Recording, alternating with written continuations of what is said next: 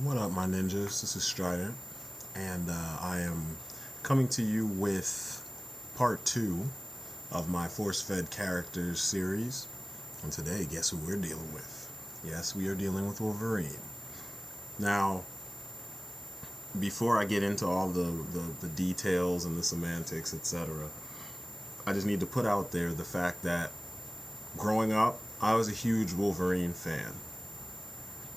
I still think that the pre-Joe Quesada Wolverine is one of the best characters out there because most interesting because he had a very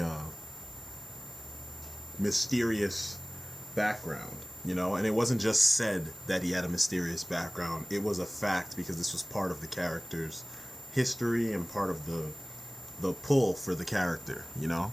Um, the things they've done now are just atrocious. The first thing is I'm gonna be pretty straightforward with the information that I do cover in this because Wolverine is by far one of the most convoluted he has one of the most convoluted histories in the history of comics in general. So it's gonna be it would be tough to sit here and go through his entire history. So what I'm gonna do is I'm, I'm only gonna go over the things that are worth mentioning. The important aspects of the character's history and the problems that I've seen with it. And since this is about him being force fed to the media or to the public in general, I'm not really gonna focus too much on origins because everybody knows at least one of Wolverine's origins. You know, be it the one where he was supposed to be, he was intended to be a humanoid Wolverine, or the one where he had the healing factor that didn't heal bones, which was an unused one, but people read this stuff, or the original story of him just being created to deal with the Hulk, and the claws were part of the gloves that he wore, and he just had the healing factor, and that was his only power. Or the movies, because the majority of the people here on YouTube are people growing up seeing these movies, and a lot of people believe that the movie plots and storylines and all that are law. That's the way it is, when in reality, it's not. So, if that's the case with you, then we're not talking about that.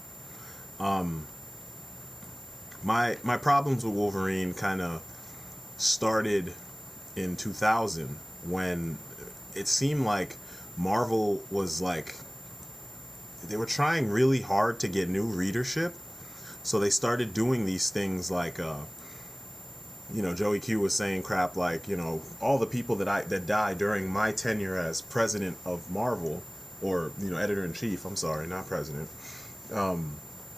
they're gonna stay dead, but then no one stayed dead. And he was like, we're gonna make Wolverine more interesting, and his idea to make Wolverine more interesting was to completely tell you his backstory. And I'm like, it was kind of cool to read all these Wolverine comics. Like, I used to collect the Wolverine comic. I collected from the late, I want to say, early 90s into the, I want to say like 2000, maybe 2001. And they were awesome stories. And Wolverine wasn't too force fed to you. It wasn't like they were trying really hard with him. The stories just ran the gamut because dude had an interesting kind of life. Um, I I don't know. I started to get tired of Wolverine when I started seeing that the gimmick was that they were going to increase his power. So it was getting to the point where it was almost like there was no finality to anything that could happen to him, because guess what? He could heal, and it erases all that stuff. But then they want you to feel sorry for him because they torture him so much. But I'm like, if I could heal from any wound and my bones couldn't break, then I wouldn't care.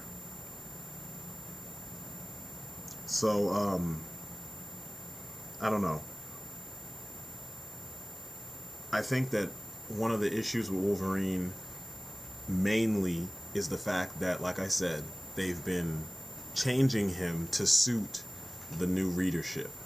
For whatever reason, today's readership, with things like Dragon Ball Z and with all the video games out there and things like that, there's this weird logic, you know? People want hyper realism, but they want it in fantasy, which doesn't make sense because it is fantasy, you know?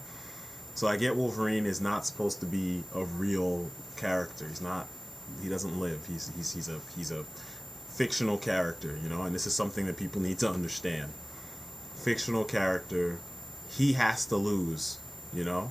He can't win all the time. But they're trying to do with him what DC had started doing with Batman. Only with Batman it made sense because when he gets hurt, he really gets hurt. There's no way out of it because he's just a human being underneath all that stuff. Whereas Wolverine can heal. His bones can't break. His claws cut through everything. He's been alive since the dawn of fucking time. So, like, what's the payoff of us following his story?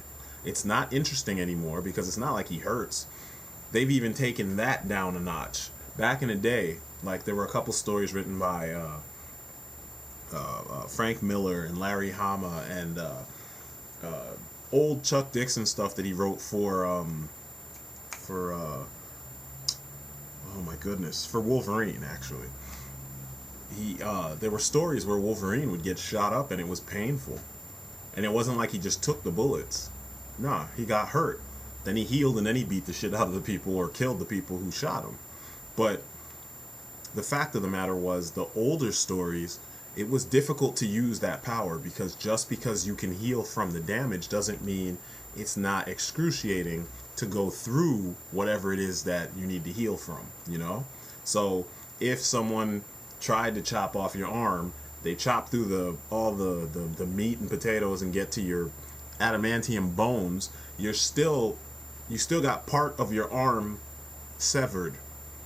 That's painful shit, you know? And Wolverine is a badass, or was a badass to me, because stuff like that would happen and he would talk shit, and then he would heal, and then he would turn around and fight super hard. It was cool because, you know, it was like, this guy knows that he will be the last man standing.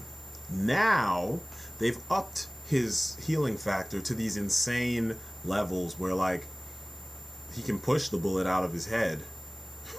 It was more badass to me when he actually had to have someone take the bullets out so that the wound could heal. But no, now someone got the awesome idea, I guess from the movies and stuff, that when he heals, his skin will push the bullet or the weapon or whatever it is out of his body.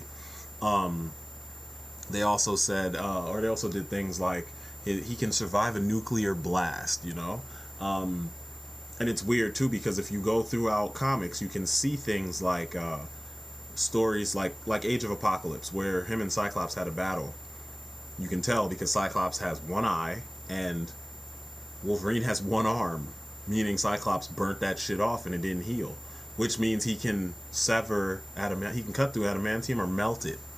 But you know, they keep making these stories where fans are being led to believe that Cyclops couldn't get a one-up on Wolverine and that Wolverine is just invincible. And to me, that's bullshit. Then they're doing this thing where, because Wolverine is so popular these days, because of the movies, because of the poorly written movies, you know? Because they give all the X-Men movies so much props, but in comparison to a lot of the comic book stories, they're poorly written because everybody's taken out of context.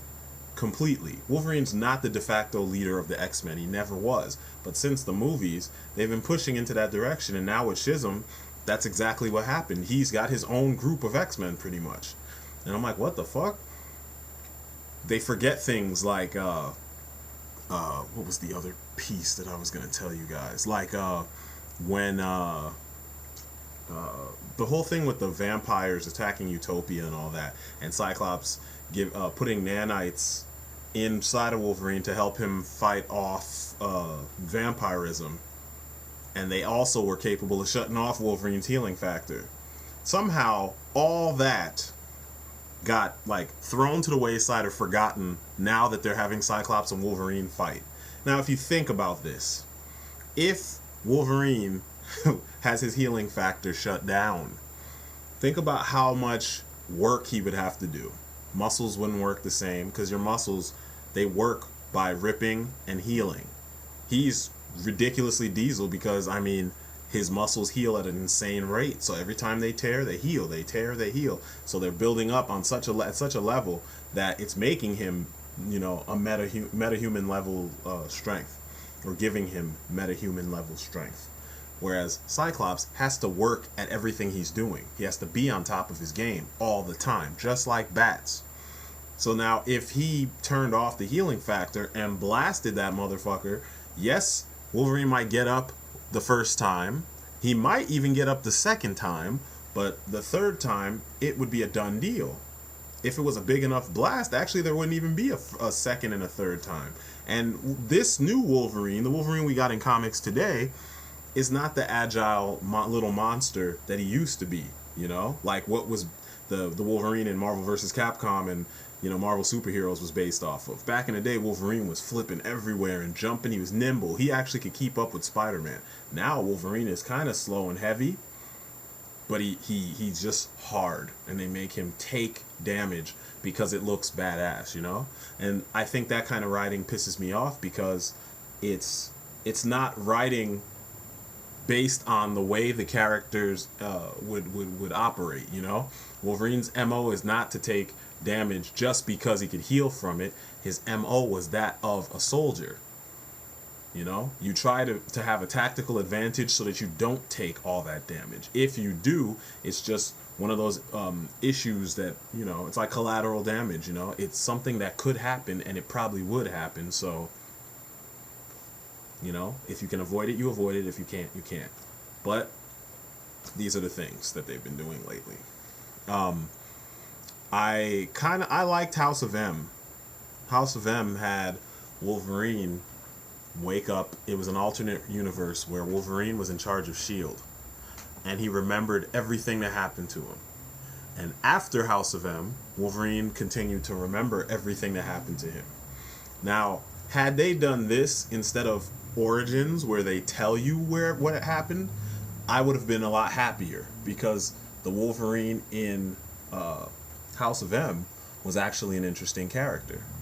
The Wolverine in Origins was not very interesting, because all he did was steal, other people's personalities. He was obsessed. He was, neurotic in some way. It just seemed kind of, I don't know, it was just melodramatic for the sake of being so, and I didn't feel sorry for him, Yes, the situations were kind of messed up, but at the same time, I still don't feel sorry for him.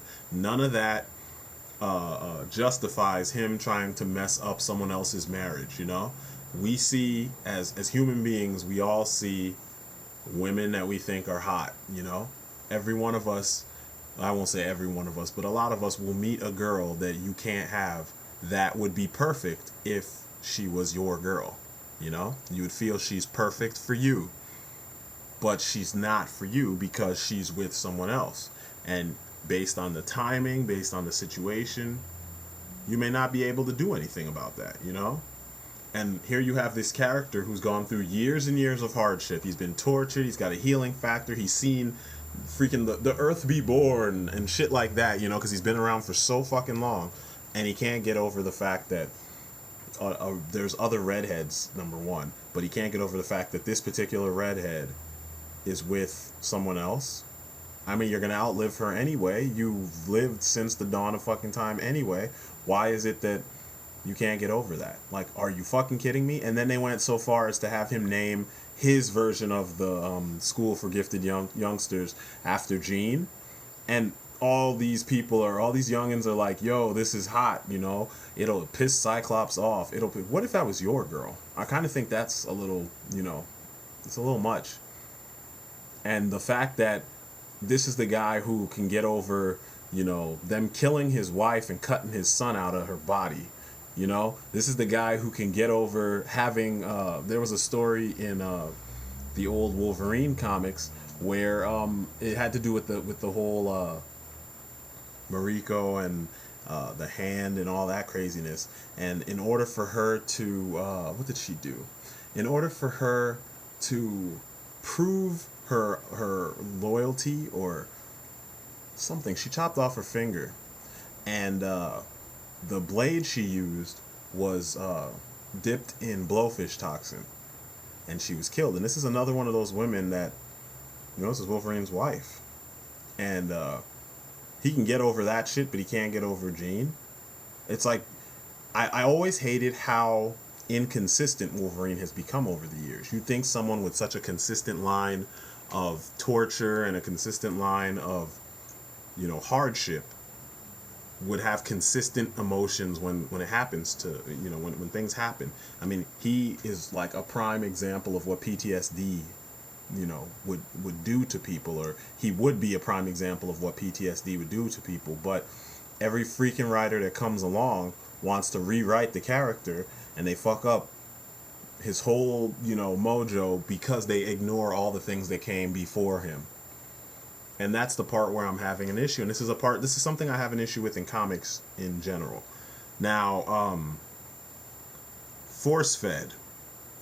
This is the part where I'm going to focus on him being force fed to everybody. So, Wolverine was a loner he was a soldier who worked for the Canadian government. He worked for the CIA. He was part of Team X. He came from Weapon X. He became an X-Man.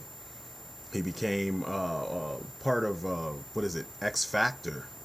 No, not X Factor. I'm sorry, X Force, recently.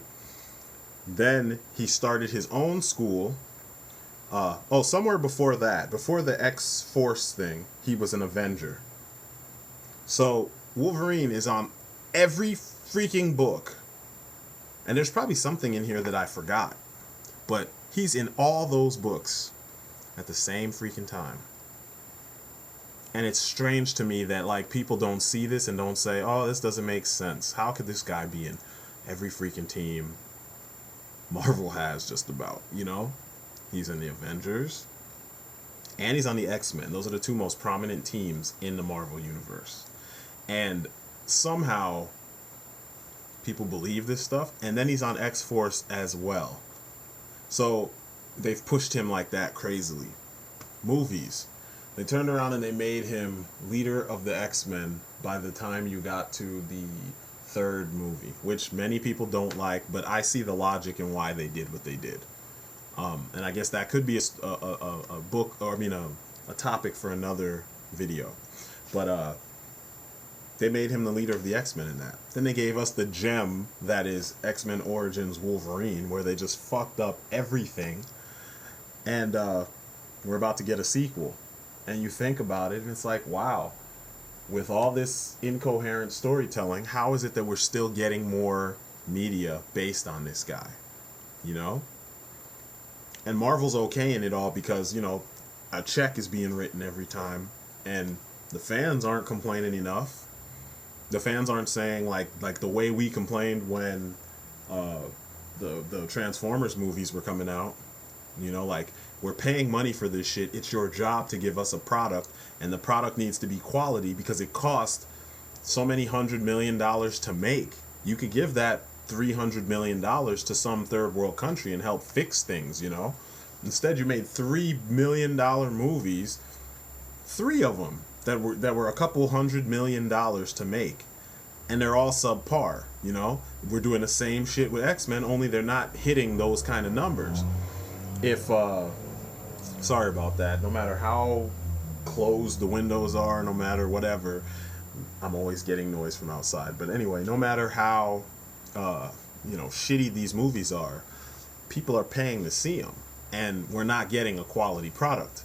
And it's one of those things where people need to start thinking about this. And I keep repeating myself about this because I'm thinking somebody will listen. I mean, Green Lantern. I'm a DC fan, and that Green Lantern movie was dog shit. You spent all this time building him up to make him come back to Earth, but all the interesting shit was on Oa, and it was in space, but they always glimpsed at space, but it's too expensive, pretty much. But it's not too expensive to pay Ryan Reynolds for FaceTime. I don't get it. It's just not, these things aren't gelling. Okay, and then on top of that, you got, in the 90s, we had an X-Men cartoon, and it was awesome. In the 80s, we had a pilot. It had awesome animation, but the storytelling was weird. The characterizations were a little weird. A lot of the voice actors were voice actors from G.I. Joe. So you watch it and you can tell it's that same team, and it had that same 80s feel. And personally, I liked it when I was a kid. When I grew up and I watched it, it was funny. Wolverine was Australian, but at the time, no one knew where the hell this guy was from. We just knew he worked for the Canadian government. Because like I said, his history was completely shrouded in mystery. And I'm pretty sure the writers back then hadn't come up with a real history. They were writing it as they go along. But this was leading us to some interesting character or interesting situations and character reveals from his past. But anyway, we had that 80s cartoon. We had the 90s cartoon, which was pretty good for the most part. It mimicked the comics fairly well. It wasn't perfect. Then we got in the 2000 something, we got X-Men Evolution. Then we got Wolverine and the X-Men, where now Wolverine is pretty much the one leading the team. I don't understand why they keep on letting the movies write the script for comics that have existed for like 30 or 40 years before a movie was made. You know, it just doesn't make sense to me. And I don't understand where in this day and age, we all know that the book is always better than the movie in almost all cases. But people that grow up in this day and age and become screenwriters still write screenplays that are supposed to be based on a book in the same way that the previous ones were done. Do you follow me? The book is always better than the movie, but we still have writers writing screenplays for movies based on books where they make unnecessary changes and make the movie not as good as the book. When pretty much the book is the Bible of the movie. You just follow it, you know? But everyone wants to put their ego or their little piece in there, and in the process you fuck up good literature or you fuck up a good story. I mean, this is our mythology and you guys are fucking this shit up. You know, if they went back and they made Hercules a sexy girl, it wouldn't be the same as what was intended with the original myth, you know? So you don't see people doing that kind of stuff, but that's the way it works. It's annoying. So, like I said, you're seeing Wolverine everywhere, and they're making him the leader, and they're downplaying all the other X-Men to make him seem that much cooler when the dude is just a man with knives in his body, and he can heal, and his bones can't break. I mean, it's a little redundant to have someone heal from everything and then turn around and have bones that can't break. It's like a preschooler or a first grader came up with the skill set and said, hey, these powers would be cool because that way no one could beat me. And I don't know why people dig it, but I guess coming from or being introduced to the generation that loves Dragon Ball Z and loves Bleach and shit like that, where redundancy is like the name of the game, this character is just going to flourish because you guys are watching the freaking anime version of Superman with martial arts thrown in there, and everyone thinks Superman is lame. Every aspect of Goku, for the most part, is based on something Superman can do without learning a special skill or without practicing a weird martial art with a lame name that means something else, like fruit or breakfast or something goofy in Japanese. But because it's being produced and delivered in that format, everyone's eating it up, but you're missing the point, you know? And I see this with a lot of things, and it seems like this is why this kind of storytelling, these kind of characterizations are able to flourish, is because people are only concerned with the face value. The dude's badass because he talks shit and has 6 claws, and he stands there and takes shots and continues coming at you. Even though realistically, you know, I don't care how much you weigh, you know, certain types of shots are going to put you down. 60 cals are going to put you down, you know. Yet everybody in this is afraid to use a hog on Wolverine. And I'm pretty sure when we see it in a film, they're going to make him stand there and take fire from a hog and nothing's going to happen, you know? And it's so strange how one of those diamonds in the rough was X-Men Origins Wolverine, the game, the PlayStation 3 and the Xbox 360 version. you could get shot with a shotgun at close range and it would send you flying.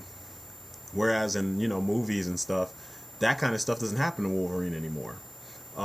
It's awesome to see a game get things right that a movie failed to do, especially when the game is actually supposedly based on the movie. I don't know. If you get a chance, play it. It'll make you feel what I'm saying as far as why Wolverine is not as amazing as they're trying to make him be, and why he's more amazing when you take a little bit away from him.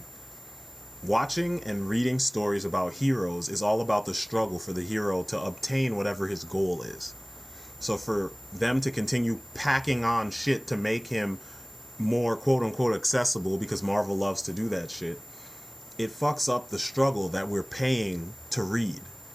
Trying to make characters relatable. I don't have adamantium fucking bones or claws. I haven't been alive for 70,000 years or something, or even 100 years. So, I don't understand how much of this shit can be relatable if you can't do these things. Most people haven't been bitten by radioactive spiders, Most people don't come from a fucking parallel dimension called Asgard. So we can't relate to the characters, and this relatability bullshit is kind of frustrating, We're reading this because it's escapism. Our life, it's reality, and it stops at a point. Whereas you read these stories where it seems like anything is possible, and that's the point. I want to see my heroes go through something in order to get to a point, I don't want to keep reading stories where all you do is you write a story of hardship to a point, then a new writer comes on and then he flips the script and gives the guy all these extra abilities to make the old shit that he just went through irrelevant so that he can write his own story. It's frustrating, And a lot of the problems does lie with the editorial staff. They let writers do whatever the fuck they want. They're not creating a standard by which all writers have to follow. If you've noticed, in the last maybe 15 years, Batman has had a kind of standardized format. Even in Brave and the Bold, all they did to make him more lighthearted is they have him smile a little bit, and he makes puns during some of his fighting. But he makes these puns with this delivery that still gives you the idea that it's still the dude with issues. There was actually an episode that was written by Paul Dini, who in my opinion is one of the better Batman story writers, and he actually felt like the old school animated series Batman because he wasn't smiling. It was an episode about Joe Chill and Batman finding him and all that and figuring out what, how his parents got killed and stuff. And for a show that's supposed to be goofy and lighthearted, that episode was amazing. And it shows you that even in the goofiest situation, if a good writer comes on and knows the character, they can create gold with that stuff. And I think these other writers writing for Marvel, they need to pay attention. I'm tired of Grant Morrison popping up and fucking up the continuity and fucking up the history of a character because he wants to take into account every fucking thing that happened, even the shit that's been retconned.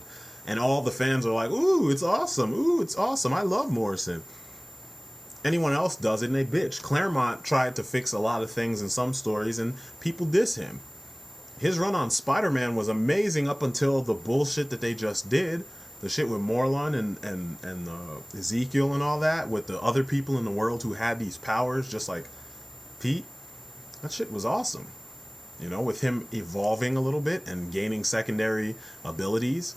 It was cool because it was evolution. But people are afraid of evolution when it comes to some of these characters, and that's why they do shit like One More Day, where you reset everything, because God forbid a character actually grows up and, achieves something in his life. Anyway, overall, I'm tired of popularity in, a character's popularity calling for the overuse of the character. That's the whole point of this force-fed characters rant or series. Just like I said with Snake Eyes, a lot of times when there's one character that's badass and you focus on that one character that's badass, you kill the rest of the team. If it's a team, if it's an ensemble cast, We need to see everybody, and everybody needs to be able to shine. Have your badass moment with your badass character, but have your leader moments, you know? In the 90s, that was one of those things that was a staple. You always had that shot where the leader was like pointing or something, and the rest of the team was fanning out around him. And the shit was always awesome. Cyclops would always blast the person that was beating Wolverine's ass. And then he'd be like, get off of him, he belongs to us. And then the rest of the X-Men are saying their little clever things, and they jump out behind him and they're ready to beat the shit out of whoever that is. That's a team book. That's what I want to see. But these days, it's like, put the team behind Wolverine and let's focus on Wolverine, as if he's the only fucking character in the Marvel Universe worth writing about. And that's not the case, you know? And I'm not as much of a Marvel fan anymore because of these kind of things, you know? I don't like this bullshit false relatability. I don't like focusing on the most popular character in the book all the time, because just because he's popular doesn't mean he has the best story to tell. I mean, how many times are you going to tell us about secret government organizations creating different kinds of super soldiers in a inhumane kind of way? That shit is played the fuck out, you know? From the people who brought you Deadpool, you know? And don't even get me started with Deadpool. So, anyway, that's enough of my little tirade. I hope that, you know, some of you guys share my opinion. If you don't, whatever. If you do, whatever. It'd be cool to talk about it, you know. Hit me up in the messages or in the comments below. We can go back and forth a little bit. That's really, you know, all I have to say on the subject.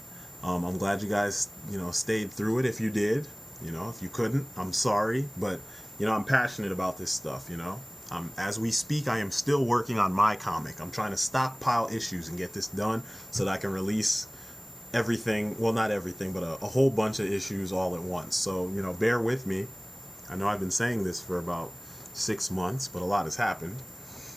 I don't know. Check me out on my website as usual. Anyway, I will talk to you guys later, all right? Stay tuned for 3. Peace.